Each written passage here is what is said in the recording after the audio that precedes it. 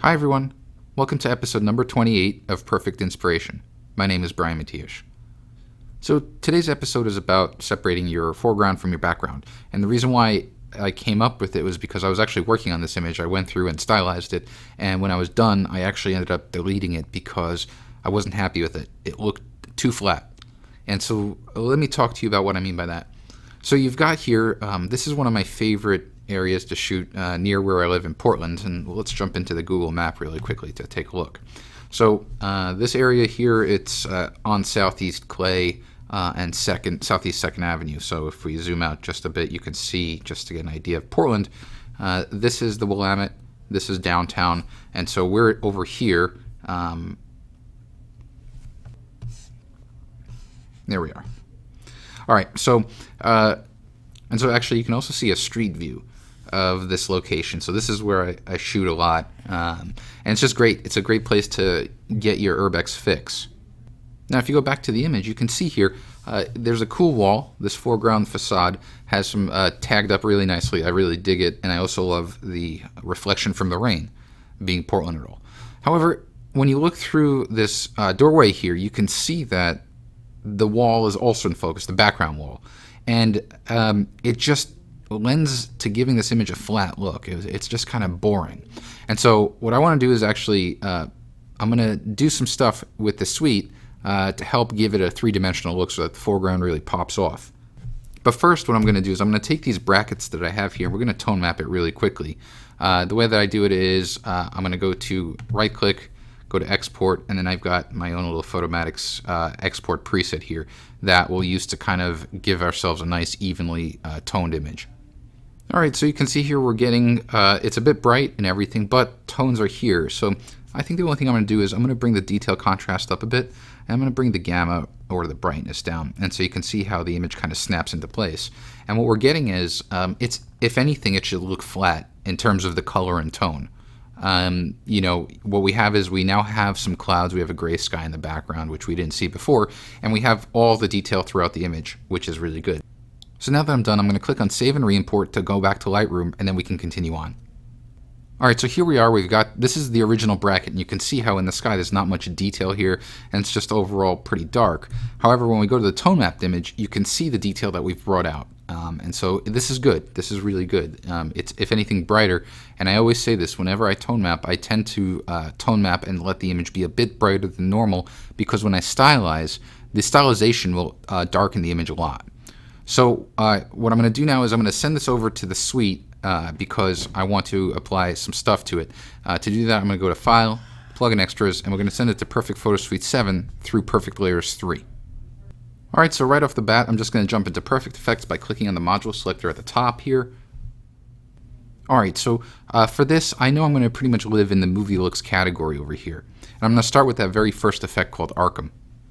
Now with all effects, I like to start at 0, bring it down, and then just kind of control the strength of it. I'm going to check the blending mode here, and I'm actually going to see if I can change the blending mode. I'm thinking maybe multiply will be good. Yeah, that's looking really good. So I'm going to hit apply, and then bring it up somewhere around here. Alright, now I'm going to click Add to continue on, and I'm going to scroll down to an effect here called Fashion Passion. Now, Fashion Passion, when it comes in, kind of changes the overall tint of the image, so I'm going to change that by going to the options here, and I'm going to give this a soft light blending mode. And like always, let's bring that to 0 and just bring it up just a bit, and you can see how it's adding a nice contrast boost to the image. Let's click Add, and then I'm going to do a search at the top here for one of my favorite glows. It's called Deep Forest. I'm going to start typing Deep Forest, and there it is. So again, this adds also a nice, really rich, contrasty glow. I'm going to go to the Options tab, and I'm going to change the blending mode here. I'm going to see what Overlay, Soft Light, let's see what Multiply is looking like. Alright, let's go to Soft Light here. Bring it to 0. We're probably going to use a very small amount of this, somewhere around there. And then the last thing I'm going to do is click Add, and then I'm going to do another search for tonal contrast.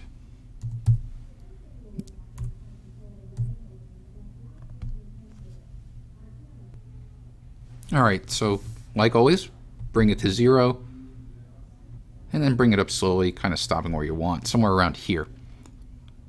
Now, with this done, I've got the effects done. You can see if I toggle the before and the after with the checkbox at the bottom, it's quite a dramatic change. So from here, I'm going to jump straight into FocalPoint by clicking on Focus in the module selector at the top. Alright, so in FocalPoint, you can see we've got our focus bug over here. I'm going to go ahead and change it from round to planar. And I'm going to put this one on the left. And I'm going to make it so that the bug, the edge of the bug, is kind of towards the edge of the doorway. So somewhere around there. And now I'm going to repeat this process by clicking on the plus sign under the focus bug pane to add a second bug. Just like before, I'm going to take the shape from round to planar, and I'm going to put it on the right side of the frame. Same thing, I want it to be kind of around the edge of the doorway. Let's repeat the process a third time. Change the shape from round to planar. This time I'm going to make it horizontal and pretty narrow, and I'm going to put it on the foreground. One more time. A fourth bug, planar, we'll make it horizontal, and this time I'm going to put it on the top.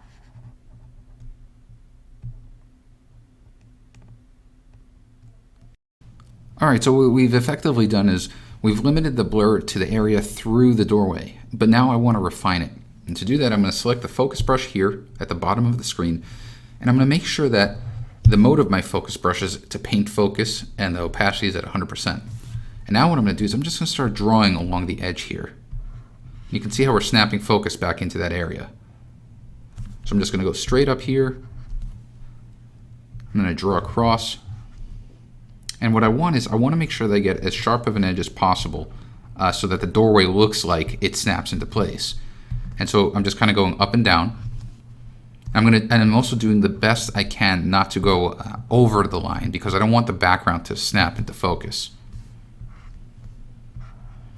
All right, we're almost done. I'm going to show the mask right now. So there's a show mask button right here, and that's going to show me that basically we still have some areas outside that are out of focus. And so I'm just going to paint those through so that the whole area is black.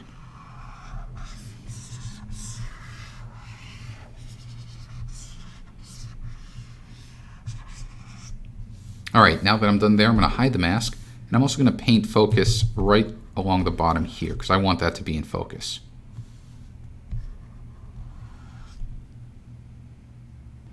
Now, to give this more of a credible, realistic look, I'm going to drop the amount of blur. It's at 30% now, and I'm going to bring it really low to about maybe 8%. And you see how that looks much more realistic, but it's still out of focus, so it gives this a three-dimensional feel. I'm also going to brighten that background. Using the brighten slider, I'm going to increase the contrast so it stands out a little bit more. And now you can see it's just a very simple thing, but it adds a huge difference to the image. Now that I'm done, I'm going to click Apply and return back to Lightroom to finish things off.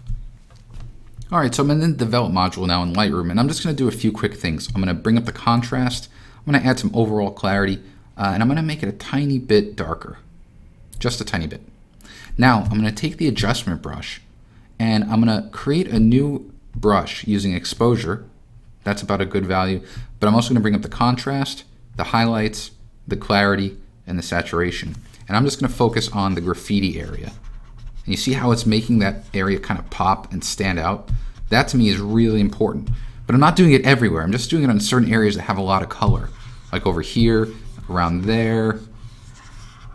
And even a quick swipe across the background so that that stands out a bit. The last thing I'm going to do is close the adjustment brush panel, go to the bottom, and just add a little bit of a vignette right over here. So that's going to bring the eye more towards the center of the frame. And there you have it. So watch, if we kind of go from the original, one of the original brackets, here's the image. It's kind of flat, not much going on. But then we use tone mapping to bring out the details. And you can still see though that it's flat dimensionally, meaning the foreground and the background just kind of look like they're on the same plane. But then with stylization, using effects and FocalPoint, we were able to create this kind of three-dimensional look. We were able to separate the foreground from the background, and that's what makes this shot really compelling in my opinion. So I hope that helps out and gives you an idea of what you can do when you're working on your images, what to look out for in terms of how you can best separate the foreground and the background.